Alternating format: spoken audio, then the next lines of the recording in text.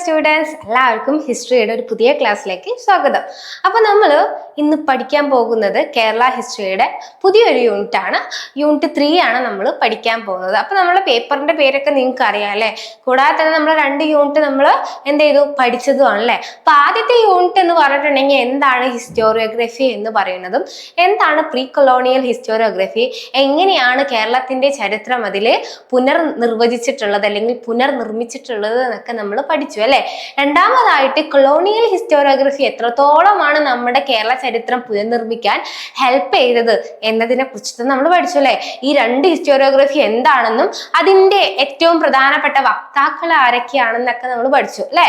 അപ്പോ വക്താക്കൾ എന്ന് പറഞ്ഞിട്ടുണ്ടെങ്കിൽ എന്താ, ഈ ഒരു കാര്യം കൂടുതലായിട്ട് സ്പ്രെഡ് ചെയ്യുന്ന ആൾക്കാരാണ് വക്താക്കൾ എന്ന് ഉദ്ദേശിക്കുന്നത്. അപ്പൊ നമ്മുടെ കേരള ചരിത്രത്തെ പുനർനിർമ്മിക്കാന് സഹായിച്ചിട്ടുള്ള പല വ്യക്തികളെ കുറിച്ചിട്ട് നമ്മൾ പഠിച്ചു അല്ലെ. ഇപ്പോ കൊളോണിയൽ ഹിസ്റ്റോറിയോഗ്രാഫേഴ്സ് ആയിട്ടുള്ള ഇപ്പോൾ നമ്മൾ പറഞ്ഞു എന്താണ് മലബാർ മാനുവൽ എഴുതിയിട്ടുള്ള വില്യം ലോഗനെ കുറിച്ചിട്ടും മറ്റ് എന്താണ് പലതരത്തിലുള്ള നരവംശ ശാസ്ത്രജ്ഞന്മാരെ കുറിച്ചിട്ടൊക്കെ നമ്മൾ പഠിച്ചു അല്ലെ. കൂടാതെ തന്നെ പ്രീ കൊളോണിയൽ ഏജിലേക്ക് വരുമ്പോൾ അതുലനെ കുറിച്ചിട്ട് പറഞ്ഞു അല്ലെ. അതുല എന്ന് പറഞ്ഞിട്ടുണ്ടെങ്കിൽ 11ാം നൂറ്റാണ്ടിൽ ഉണ്ടായിട്ടുള്ള മൂഷക വംശ രാജ്യത്തിലെ ഒരു കവിയായിരുന്നു. അദ്ദേഹത്തിന്റെ കൃതിയാണ് എന്ത് മൂഷക വംശ കാവ്യം എന്ന് പറയുന്നത്. ഇത് ഒരിക്കലും മറക്കരുത്, അതൊക്കെ ക്വസ്റ്റ്യൻ വരുന്നതാണ്. അപ്പൊ നന്നായിട്ട് അതൊക്കെ ഇരുന്ന് പഠിക്കാം. ഇനി നമ്മൾ 3ാമത്തെ യൂണിറ്റിലേക്കാണ് പോകുന്നത്. ഈ ഒരു ഹിസ്റ്റോറിക്കൽ പെർസ്പെക്റ്റീവ്സ് എന്ന് പറഞ്ഞിട്ടുള്ള ബ്ലോക്കിലെ 3ാമത്തെ യൂണിറ്റിലേക്കാണ് പോകുന്നത്. ഇതിൽ പല കാര്യങ്ങളും നിങ്ങൾ പഠിക്കുന്നുണ്ട്. പല വ്യത്യസ്ത നിങ്ങൾ ചിലപ്പോൾ അത് കേൾവി ഉണ്ടാകും, എന്നാൽ അതെന്താണ് എന്നുള്ള ഒരു ക്ലാരിഫിക്കേഷൻ ഒന്നും നിങ്ങൾക്ക് വന്നിട്ടുണ്ടാവില്ല. പക്ഷെ ഈ ഒരു യൂണിറ്റിലൂടെ ആ പല കാര്യങ്ങൾ നിങ്ങൾ കേരളത്തിന്റെ ചരിത്രവുമായിട്ട് ബന്ധപ്പെട്ടിട്ടുള്ള പല കാര്യങ്ങളെ കുറിച്ചിട്ടുള്ള ഒരു ഡീറ്റെയിൽ ആയിട്ടുള്ള ഒരു ഓവർവ്യൂ ഈ ഒരു യൂണിറ്റിൽ നിന്ന് നിങ്ങൾക്ക് കിട്ടും. ഓക്കെ, അപ്പോ നമ്മൾ പഠിക്കാൻ പോകുന്ന യൂണിറ്റ് മോഡേൺ ഹിസ്റ്റോറിയോഗ്രഫി എന്ന് പറഞ്ഞിട്ടുള്ള യൂണിറ്റ് ആണ്. അതിൽ നമ്മൾ കേരളത്തിന്റെ മോഡേൺ ഹിസ്റ്റോറിയോഗ്രഫേഴ്സിനെയാണ് പഠിക്കുന്നത്. അപ്പൊ എന്താണ് മോഡേൺ ഹിസ്റ്റോറിയോഗ്രഫി, ആരൊക്കെയാണ് പ്രധാനപ്പെട്ട മോഡേൺ ഹിസ്റ്റോറിയോഗ്രാഫേഴ്സ് കേരളത്തിലെ എന്നതെല്ലാം എന്തിൽ പഠിക്കും, നമ്മൾ ഈ ഒരു യൂണിറ്റിൽ പഠിക്കുന്നതായിരിക്കും. അപ്പോൾ നമ്മൾ എന്നത്തെയും പോലെ തന്നെ എന്ത് ചെയ്യാം, നമുക്കൊരു ചെറിയ ഒരു വീഡിയോ കണ്ടിട്ട് വരാം. Okay. Kerala's history is vast and complex, but how do we truly uncover its past? Lemkulim Kunjan Pillai, the father of Kerala historiography, reconstructed history through critical analysis. M.G.S. Narayanan corrected Kerala's chronology, reshaping our understanding of the past. K.P. Padmanabha Menon explored Kerala's royal history, uncovering the rise and fall of dynasties. Their contributions bring clarity to Kerala's past and inspire new historical research. History is alive. Keep exploring Kerala's rich heritage. കേരളത്തിന്റെ ചരിത്രം എന്ന് പറഞ്ഞിട്ടുണ്ടെങ്കിൽ വ്യത്യസ്ത തരത്തിലുള്ള ചരിത്ര പശ്ചാത്തലം ഉണ്ട് അല്ലെ. ഈ പലതരത്തിലുള്ള ഡൈനാസ്റ്റികൾ കേരളത്തെ ഭരിച്ചിട്ടുണ്ട്, പലതരത്തിലുള്ള സാമ്രാജ്യങ്ങൾ കേരളത്തെ ഭരിച്ചിട്ടുണ്ട്, പലതരത്തിലുള്ള രാജാക്കന്മാരുണ്ട്. കൂടാതെ തന്നെ ഈ ഒരു കേരള ചരിത്രത്തിൽ പലതരത്തിലുള്ള ഐതിഹ്യങ്ങളും പുരാണ കഥകളും ഉണ്ട് അല്ലെ. ഇതിൽ നിന്നും എന്താണ് സത്യം അല്ലെങ്കിൽ എന്താണ് വസ്തുനിഷ്ഠമായിട്ടുള്ള ചരിത്രം, അത് വളരെ ബുദ്ധിമുട്ടാണ് നമ്മൾക്ക് ആ ഒരു ചരിത്രം കണ്ടെത്താൻ. നമുക്ക് ഐതിഹ്യങ്ങളെ കുറിച്ചിട്ടും പുരാണങ്ങളെ കുറിച്ചിട്ടും മനസ്സിലാകും, പക്ഷെ എന്താണ് അവ ചരിത്രമാണോ? അല്ലല്ലോ. അപ്പോൾ ചരിത്രത്തെ ചരിത്രമായിട്ട് കാണുന്ന അല്ലെങ്കിൽ ചരിത്രത്തെ ഫാക്ട് ബേസ്ഡ് ആയിട്ടുള്ള ചരിത്രം നിർമ്മിക്കുന്നതിന് വേണ്ടിയിട്ട് പ്രധാനമായിട്ടും പല ചരിത്രകാരന്മാരും കേരളത്തിൽ ഉടലെടുത്തിട്ടുണ്ടായിരുന്നു. Kerala's history is vast and complex, but how do we truly uncover its past? Lemkulim Kunjan Pillai, the father of Kerala historiography, reconstructed history through critical analysis. M.G.S. Narayanan corrected Kerala's chronology, reshaping our understanding of the past. ഇവിടെ നമ്മൾ പ്രധാനമായിട്ടും പഠിക്കാൻ പോകുന്നത് 3 പ്രധാനപ്പെട്ടിട്ടുള്ള ചരിത്രകാരന്മാരെ കുറിച്ചിട്ടാണ്. കേരളത്തിലെ പ്രധാനപ്പെട്ട ചരിത്രകാരന്മാരെ കുറിച്ചിട്ടാണ്. ഇതിൽ ആദ്യം ഫസ്റ്റ് നമ്മൾ പറയുന്നത് ഇളംകുളം കുഞ്ഞൻ പിള്ളൈ എന്ന് പറഞ്ഞിട്ടുള്ള പ്രധാനപ്പെട്ട കേരളത്തിന്റെ ചരിത്രകാരനാണ്. അദ്ദേഹമാണ് ഫാദർ ഓഫ് കേരള ഹിസ്റ്റോഗ്രഫി എന്ന് പറയുന്നത് ഈ ഒരു കേരള ചരിത്രത്തിന്റെ അല്ലെങ്കിൽ കേരള ചരിത്ര രചനയുടെ ഫാദർ ആയിട്ട് കണക്കാക്കപ്പെടുന്നതാണ് ഇളംകുളം കുഞ്ഞൻ പിള്ളை എന്ന് പറയുന്നത്. രണ്ടാമതായിട്ടുള്ള വ്യക്തിയാണ് MGS നാരായണൻ എന്നാണ്. MGS നാരായണൻ ഏറ്റവും പ്രധാനപ്പെട്ടിട്ടുള്ള കേരളത്തിലെ ഒരു ഹിസ്റ്റോറിയോഗ്രാഫർ ആണ്. അദ്ദേഹം ക്രോണോളജി ബേസ്ഡ് ആയിട്ട് അല്ലെങ്കിൽ വംശാവലി അടിസ്ഥാനത്തില് കേരള ചരിത്രം രൂപീകരിച്ചിട്ടുള്ള ആദ്യത്തെ ചരിത്രകാരനാണ്. മൂന്നാമതായിട്ട് നമ്മൾ പറയുന്നതാണ് KP പത്മനാഭ മേനോൻ. അദ്ദേഹത്തിന്റെ പ്രധാനപ്പെട്ട അല്ലെങ്കിൽ സ്പെസിഫിക് ആയിട്ടുള്ള ഏരിയ എന്ന് പറഞ്ഞിട്ടുണ്ടെങ്കിൽ കേരളത്തിലെ റോയൽ ഡൈനാസ്റ്റികളെ കുറിച്ച് അല്ലെങ്കിൽ രാജവംശങ്ങളെ കുറിച്ചിട്ടാണ് അദ്ദേഹം പഠിക്കുന്നത്. Kerala's history is vast and complex, but how do we truly uncover its past? Lemkulim Kunjan Pillai, the father of Kerala historiography, reconstructed history through critical analysis. M.G.S. Narayanan corrected Kerala's chronology, reshaping our understanding of the past. K.P. Padmanabha Menon explored Kerala's royal history, uncovering the rise and fall of dynasties. Their contributions bring clarity to Kerala's past and inspire new historical research.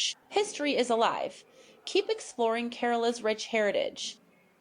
മൂന്ന് ചരിത്രകാരന്മാരുമാണ് കേരളത്തിന്റെ modern ഹിസ്റ്റോഗ്രഫിക്ക് പുതിയതായിട്ടുള്ളൊരു വഴി തെരഞ്ഞെടുത്തത് അല്ലെങ്കിൽ വഴികാട്ടികളായിട്ട് മാറിയത്. അങ്ങനെയാണ് കേരള ചരിത്രത്തെ പുതിയൊരു ദിശയിലേക്ക് നമ്മൾക്ക് നോക്കാൻ അല്ലെങ്കിൽ നമ്മൾ ഈ ഒരു യൂണിറ്റ് പഠിക്കാൻ തന്നെ കാരണം അവരുടെ ചരിത്രപരമായിട്ടുള്ള സിദ്ധാന്തങ്ങളാണ് അല്ലെങ്കിൽ അവരുടെ ചരിത്രപരമായിട്ടുള്ള അവര് ഫാക്റ്റുകൾ കണ്ടെത്തിയത് കൊണ്ടാണ്. ഇതാണ് കേരളത്തിന്റെ പൂർണ്ണ ചരിത്രമായിട്ട് പിന്നീട് മാറിയത്. അപ്പൊ നമ്മൾ കുറെ ഐതിഹ്യങ്ങളെ കുറിച്ചിട്ടും പുരാണങ്ങളെ കുറിച്ചിട്ടും രാജവംശത്തെ കുറിച്ചിട്ടൊക്കെ പഠിച്ചിട്ടുണ്ടെങ്കിലും അതിൽ എന്താണ് സത്യത്തിലുള്ള ചരിത്രം എന്നതിനെ കുറിച്ചിട്ടുള്ള പലതരത്തിലുള്ള കോൺട്രവേഴ്സീസുകൾ അല്ലെങ്കിൽ സംവാദങ്ങൾ നടക്കുന്നുണ്ട്. അപ്പോൾ അതിൽ ഏറ്റവും പ്രധാനപ്പെട്ടിട്ടുള്ള ഈ മൂന്ന് ചരിത്രകാരന്മാരും ഇതിലെ സത്യത്തെ കണ്ടുപിടിക്കുന്നതിന് വേണ്ടിയിട്ട് മുന്നിട്ടിറങ്ങിയിട്ടുണ്ട്. അപ്പോൾ ഈ ഒരു യൂണിറ്റിൽ നമ്മൾ പഠിക്കാൻ പോകുന്നത് പ്രധാനപ്പെട്ടിട്ടുള്ള മൂന്ന് കേരള ചരിത്രകാരന്മാരെ കുറിച്ചിട്ടാണ് അല്ലെങ്കിൽ മൂന്ന് മോഡേൺ ഹിസ്റ്റോറിയോഗ്രാഫേഴ്സിനെ കുറിച്ചിട്ടാണ്. അവരാണ് ഇളംകുളം കുഞ്ഞൻ പിള്ളയും KP Padmanabha Menon and MGS Narayanan. അപ്പൊ നമുക്ക് ഒരു ഐഡിയ കിട്ടിയില്ലേ എന്താണ് നമ്മൾ അടുത്ത ഈ ഒരു യൂണിറ്റിൽ പഠിക്കാൻ പോകുന്നത് എന്നതിനെ കുറിച്ചിട്ടുള്ള ഒരു വ്യക്തമായിട്ടുള്ള ഐഡിയ കിട്ടി. ഇനി നമുക്ക് പഠിച്ചാലോ അല്ലേ? നമുക്ക് ഇനി ഡീറ്റെയിൽ ആയിട്ട് ഈ ഒരു കാര്യത്തെ കുറിച്ചിട്ടില്ല അല്ലെങ്കിൽ എന്തെല്ലാമാണ് ഈ ഹിസ്റ്റോറിയോഗ്രാഫേഴ്സ് കേരള ചരിത്രത്തെ കുറിച്ചിട്ട് പറയുന്നത്, എന്താണ് മോഡേൺ ഹിസ്റ്റോറിയോഗ്രഫി, ഇതൊക്കെ നമുക്ക് എന്താ ചെയ്യാം അടുത്ത ക്ലാസ്സിൽ ഈ ഒരു ക്ലാസ്സിൽ നമുക്ക് പഠിക്കാം. ഓക്കെ, അപ്പൊ എല്ലാരും ഉഷാറല്ലേ? എല്ലാവരും എനർജറ്റിക് ആയിട്ട് നിൽക്കുക. നമുക്ക് ഒരു ഈസി ചാപ്റ്റർ ആണ്. കുറെ കഥകളൊക്കെ ഉണ്ട്. കഥകൾ എല്ലാവർക്കും ഇഷ്ടമല്ലേ? അപ്പൊ നമ്മളിങ്ങനെ കുറച്ച് കഥയൊക്കെ പറഞ്ഞ് കാര്യങ്ങളൊക്കെ പറഞ്ഞിട്ട് എന്താണ് കഥയും കാര്യവും ഒക്കെ ആയിട്ട് ഈ ഒരു ക്ലാസ് നമുക്ക് മുന്നോട്ട് കൊണ്ടുപോവാം. അപ്പോൾ നമ്മളുടെ ചാപ്റ്റർ എന്ന് പറഞ്ഞിട്ടുണ്ടെങ്കിൽ മോഡേൺ ഹിസ്റ്റോറിയോഗ്രഫി എന്നാണ്. ഇതില് വാട്ട് ഈസ് മോഡേൺ ഹിസ്റ്റോറിയോഗ്രഫി, എന്താണ് മോഡേൺ ഹിസ്റ്റോറിയോഗ്രഫി എന്നാണ് ചോദിക്കുന്നത്. അപ്പോൾ എന്താണ് ഈ ഒരു ചരിത്ര പഠനത്തിലെ ഏറ്റവും പ്രധാനപ്പെട്ട ആധുനിക ചരിത്ര രചന എന്ന് പറയുന്നത്? എന്താ മോഡേൺ എന്ന് പറഞ്ഞിട്ടുണ്ടെങ്കിൽ എന്താണ് ആധുനിക എന്നാണ് അല്ലെ? അപ്പോൾ ഹിസ്റ്റോറിയോഗ്രഫി എന്ന് പറഞ്ഞിട്ടുണ്ടെങ്കിൽ ചരിത്ര രചന. അപ്പൊ രണ്ടും കൂടി കൂട്ടി വായിക്കുമ്പോൾ ആധുനിക ചരിത്ര രചന. അപ്പോൾ മോഡേൺ ആയിട്ടുള്ള ഹിസ്റ്റോറിയോഗ്രഫി അല്ലെ? അപ്പോ ഇതിൽ നിന്ന് എന്ത് മനസ്സിലാവും? നമ്മൾ അറിയില്ലേ നീ കുറച്ച് മോഡേൺ ആയി അല്ലെ, നിന്റെ ചിന്താഗതി ഭയങ്കര മോഡേൺ ആയി എന്നൊക്കെ പറയുമ്പോൾ അതിൽ എന്താണ് പുതിയതായിട്ട് കുറെ കാര്യങ്ങളുണ്ട് അല്ലെ. നമ്മളിപ്പോ കൊളോണിയൽ ഹിസ്റ്റോറിയോഗ്രഫിയും പ്രീ ഹിസ്റ്റോറിയോഗ്രഫിയും പഠിച്ചതിൽ നിന്നും വ്യത്യസ്തമായിട്ടുള്ള ഒരു കാര്യമാണ് എന്ത് മോഡേൺ ഹിസ്റ്റോറിയോഗ്രഫി എന്ന് പറഞ്ഞത്. അപ്പൊ ഇവിടെ പുരാണങ്ങൾക്കും ഐതിഹ്യത്തിനൊന്നും വലിയൊരു സ്ട്രെസ് വരെ അല്ലെങ്കിൽ അതിൽ സ്റ്റിക്ക് ഓൺ ചെയ്തിട്ടല്ല ഇവര് എന്ത് ചെയ്യുന്നത് ഈ ചരിത്രം രചിക്കുന്നത്. മറിച്ച് എന്താണ് ഇതിൽ ഏറ്റവും പ്രധാനപ്പെട്ടിട്ടുള്ള ഒരു കാര്യം എന്ന് പറഞ്ഞിട്ടുണ്ടെങ്കിൽ ഇതിന്റെ ഏറ്റവും പ്രധാനപ്പെട്ട കാര്യം വിമർശനാത്മകമായിട്ടും സൂക്ഷ്മമായിട്ടും എന്താണ് കൂടാതെ തന്നെ ശാസ്ത്രീയമായിട്ടും സയന്റിഫിക് ആയിട്ടും ചരിത്രത്തെ സമീപിക്കുന്നതിനെയാണ് അല്ലെങ്കിൽ സമീപിക്കുന്ന ചരിത്ര രചനയാണ് എന്ത് പറയാ നമ്മള് ഈ ആധുനിക ചരിത്ര രചന എന്ന് പറഞ്ഞ. ശാസ്ത്രീയമായിട്ടും വസ്തുനിഷ്ഠമായിട്ടും വിമർശനാത്മകമായിട്ടും സൂക്ഷ്മമായിട്ടും ചരിത്രത്തെ അല്ലെങ്കിൽ ചരിത്രം രചിക്കുന്നതിനെ നമ്മൾ എന്തു പറയാം ആധുനിക ചരിത്ര രചന എന്ന് പറയാം അല്ലേ. എന്താണ് കാണുന്നത് മൊത്തം ചരിത്രമാണ് അല്ലെങ്കിൽ നമ്മൾ ഒരു കാര്യം കണ്ടു ആ കാര്യത്തെ അതേപടി എഴുതിയിട്ട് ഇതാണ് ഇവിടെ സംഭവിച്ചത് എന്ന് പറഞ്ഞിട്ടുണ്ടെങ്കിൽ അതാണോ ചരിത്രം? അല്ല. അതിൽ എന്തെങ്കിലും ഫാക്റ്റ് ഉണ്ടോ, അല്ലെങ്കിൽ ഇതിൽ ആരെങ്കിലും കുറച്ച് മസാലപ്പൊടികൾ ചേർത്തിട്ടുണ്ടോ, ഇതൊക്കെ കണ്ടെത്തിയിട്ട് എന്തായിരിക്കും, അല്ലെങ്കിൽ ഇതിന്റെ കാലഘട്ടമൊക്കെ നോക്കിയിട്ട് ശാസ്ത്രീയ രീതിയിൽ എന്തിനെ ചെയ്യുന്നുണ്ട്, എന്തിനെ വിശകലനം ചെയ്യുന്നു, ചരിത്രത്തെ വിശകലനം ചെയ്തിട്ടാണ് ചരിത്രരചന മുന്നോട്ട് വരുന്നത്, ആധുനിക ചരിത്രരചന മുന്നോട്ട് വരുന്നത്. ചരിത്ര പഠനത്തിലും എഴുത്തിലും ഒരു പ്രധാന പരിണാമത്തെയാണ് എന്ത് നോക്കിക്കാണുന്നത്, ആധുനിക ചരിത്രരചന പ്രതിനിധീകരിക്കുന്നത് അല്ലെ. ഇതെന്താണ്, ഈ ഒരു പ്രീ കൊളോണിയൽ ഹിസ്റ്റോറിയോഗ്രഫിയിൽ നിന്നും കൊളോണിയൽ ഹിസ്റ്റോറിയോഗ്രഫിയിൽ നിന്നും എന്താണ് കുറച്ചുകൂടി ഡിഫറെന്റ് ആയിട്ടുള്ള ഒരു എഴുത്ത് അല്ലെങ്കിൽ ചരിത്രരചനയിലേക്ക് വരുന്നതാണ് എന്ത്, ആധുനിക ചരിത്രരചന എന്ന് പറയുന്നത് അല്ലെ. അപ്പോ ഇതിന്റെ ഏറ്റവും പ്രധാനപ്പെട്ടുള്ള കാര്യം എന്ന് പറഞ്ഞിട്ടുണ്ടെങ്കിൽ ശാസ്ത്രീയവും വിമർശനാത്മകവും സൂക്ഷ്മവുമായിട്ടുള്ള ഒരു സമീപനത്തിലേക്കുള്ള മാറ്റം. അപ്പൊ ചരിത്രരചനയിൽ സയന്റിഫിക് ആയിട്ടും അല്ലെങ്കിൽ ക്രിറ്റിക്കൽ ആയിട്ടും കൂടാതെ തന്നെ എന്താണ് സ്പെസിഫിക് ആയിട്ടും ചരിത്രത്തെ നോക്കിക്കാണുന്നതിനെയാണ് നമ്മൾ എന്ത് പറയുന്നു, ആധുനിക ചരിത്രരചന എന്ന് പറയുന്നത്. മുൻകാലങ്ങളിൽ കൂടുതൽ പക്ഷാപാതകരമായിരുന്ന ചരിത്രരചന രീതിയിൽ നിന്നും ഇത് മാറുന്നു. അപ്പൊ എന്താണ് പക്ഷാപാതം എന്ന് പറഞ്ഞിട്ടുണ്ടെങ്കിൽ, എനിക്ക് ഒരാളോട് എന്തെങ്കിലും ഒരു ഇൻട്രസ്റ്റ് ഉണ്ടെങ്കിൽ അയാളെ കുറിച്ച് മാത്രം അല്ലെങ്കിൽ അയാളുടെ ഒരു ഫോക്കസ് ചെയ്ത് മാത്രം എന്ത് ചെയ്യുന്നു, നമ്മൾ ചരിത്രം രചിക്കുക. അപ്പോൾ അതിൽ നിന്ന് വ്യത്യസ്തമായിട്ട് ശരിക്കും ഫാക്ട് എന്താണ് എന്ന് നോക്കിയിട്ട്, ഇപ്പൊ നമ്മള് അതുലനെ കുറിച്ച് പറഞ്ഞില്ലേ, 11ാം നൂറ്റാണ്ടിലെ മൂഷക വംശ രാജ്യത്തെ കുറിച്ചിട്ടുള്ള എഴുതിയതാണ് എന്ന് പറഞ്ഞു അല്ലെ. അപ്പോ ഈ അതുലൻ ചരിത്രം രചിക്കുമ്പോൾ മൂഷക രാജവംശത്തെ മാത്രമാണല്ലേ ഫോക്കസ് ചെയ്യുന്നത്, അവരുടെ മെറിറ്റ് മാത്രം ഫോക്കസ് ചെയ്യും അല്ലെ. എങ്ങനെയായിരുന്നു അവരുടെ സൈനിക മുന്നേറ്റം, എങ്ങനെയായിരുന്നു അവരുടെ ഭരണം, ഇതൊക്കെ ഇതിൽ എന്താണ് നല്ലത് മാത്രം ഫോക്കസ് ചെയ്തിട്ട് എന്താണ് ഒരു പക്ഷാപാതകരമായിട്ട് അല്ലെ ഇവരുടെ എന്താണ് ഈ രാജാവംശത്തെ കുറിച്ചിട്ട് മാത്രം അങ്ങോട്ട് എഴുതി പിടിപ്പിക്കുക എന്നുള്ളത്. അല്ലെങ്കിൽ അതിൽ എന്തെങ്കിലും ഡീമെറിറ്റ് ഉണ്ടെങ്കിൽ, അല്ലെങ്കിൽ എന്തെങ്കിലുമൊക്കെ ഒരു ഡീമെറിറ്റ് എന്ന് പറയുമ്പോൾ നമ്മൾ എന്താ പറയാ, ദോഷമായിട്ടോ അല്ലെങ്കിൽ ആ ഒരു ഭരണം എന്തെങ്കിലുമൊക്കെ വേണ്ടാത്തത് ചെയ്തിട്ടുണ്ടെങ്കിൽ അതൊന്നും കുറിക്കില്ല, ചരിത്രത്തിൽ അടയാളപ്പെടുത്തില്ല. ഈ ഒരു ചരിത്രകാരന്മാര് അടയാളപ്പെടുത്തിണ്ടായിരുന്നില്ല, ആദ്യകാല ചരിത്രകാരന്മാര് അടയാളപ്പെടുത്തിണ്ടായിരുന്നില്ല. എന്നാൽ മോഡേൺ ഈ ഹിസ്റ്റോറിയോഗ്രഫേഴ്സ് എന്ത് ചെയ്യുന്നു, എന്താണോ ശരിക്കും നടന്നത്, എന്താണോ ഫാക്ട്, ഒരു പക്ഷാപാതവും ഇല്ലാതെ എന്തിനെ കുറിച്ചിട്ട് എഴുതുന്നുണ്ട്, ചരിത്രത്തെ എഴുതുന്നുണ്ട്. ഇപ്പൊ നമ്മള് മുഗൾ കാലഘട്ടത്തെ കുറിച്ച് പഠിക്കുമ്പോൾ അവിടുത്തെ രാജാക്കന്മാരെ കുറിച്ചിട്ട് പല ഹിസ്റ്റോറിയോഗ്രഫേഴ്സ് അവിടെ കുറെ ഹിസ്റ്റോറിയോഗ്രഫി ചരിത്രപരമായിട്ടുള്ള കുറെ ഓട്ടോബയോഗ്രഫീസ് ഒക്കെ നമുക്ക് പഠിക്കാനുണ്ടാവും. അപ്പൊ ഈ ഒരു ഓട്ടോബയോഗ്രഫീസ് ഒക്കെ പറയുമ്പോൾ ഈ ഒരു രാജാവിനെ എന്താക്കുന്നു, വലിയൊരു സംഭവമാക്കി കാണിച്ചിട്ടാണ് അവർ ചരിത്രം രചിക്കുന്നത്.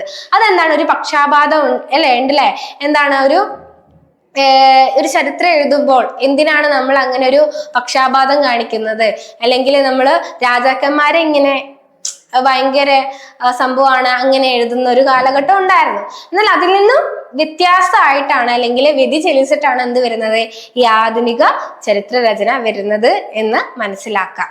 ഓക്കെ അല്ലേ. അപ്പൊ ആദ്യകാലങ്ങളിൽ അത്തരം ചരിത്രകാരന്മാരെ എന്തുകൊണ്ടാണ് രാജാവിനെ ഇങ്ങനെ വലിയ സംഭവമാക്കി കാണിക്കുന്നത്, കാരണം അവർക്ക് ജീവനിൽ പേടിയുണ്ടാവണം അല്ലെ. അപ്പൊ രാജാവ് ഇങ്ങനെ ചെയ്തു ഇങ്ങനെ ചെയ്യാൻ പാടില്ലായിരുന്നു എന്നൊക്കെ എഴുതിയിട്ടുണ്ടെങ്കിൽ എന്താകും, അവരെ വധിക്കും അല്ലെ. അപ്പോ എപ്പോഴും രാജാവിനെ എന്താക്കണം, സ്റ്റാർ ആക്കി കൊണ്ടുപോകണം. അതുകൊണ്ടായിരുന്നു അന്ന് അങ്ങനെ രചിച്ചത്.